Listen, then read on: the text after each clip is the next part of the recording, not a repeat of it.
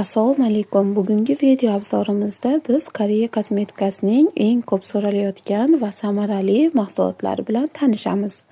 Bu mahsulotlar terini tozalash, parvarishlash, tiklash va quyoshdan himoya uchun mo'ljallangan. Birinchisi bu Accessory Glow serumi. Bu serum teriga yorqinlik va sog'lom glow effekt beradi. Teri rangini tiniqlashtiradi, xiralikni esa kamaytiradi. Teksturasi yengil, tez singadi va kundalik foydalanish uchun juda qulay. Bu esa Beauty brendidan 3 formatli intim oqartiruvchi kremimiz. Bu mahsulot qoraygan joylarni asta-sekin ochish va rangini bir tekislashtirish uchun mo'ljallangan.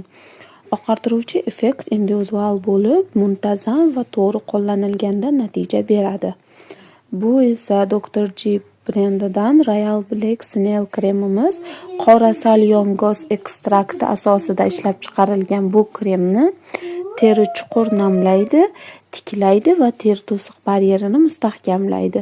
Quruq, sezgir va zararlangan terilar uchun juda mos. Bu esa Resacel brendidan Super Deep Clean yuz tozalovchi vosita bo'lib, bu yuzni chuqur tozalaydi, yog' va kir qoldiqlarini yo'qotishda yordam beradi. Bu esa Beauty of Jason SPF'larimiz. Bu quyoshdan himoya qiluvchi krem terini UV nurlaridan himoya qiladi, pigmentatsiya va erta qarishning oldini olishga yordam beradi. Teksturasi yengil bo'lib, kundalik foydalanish uchun makiyaj ostidan juda qulay. Bu esa Celimax brendidan yog'li yuzlar uchun SPF'imiz, ya'ni zagarnimiz. Yog'li terilar uchun maxsus ishlab chiqarilgan SPF kremi bo'lib, bu teri yuzasini yog'li qilib qo'ymaydi. Bu esa Dr. G Red Blemish kremimiz. Bu krem sezgir va muammoli terilar uchun juda mo'ljallangan. Qizarishni kamaytiradi, yallig'lanishni kamaytirib, terini yengil namlaydi. Aknega moyil terilar uchun juda mos.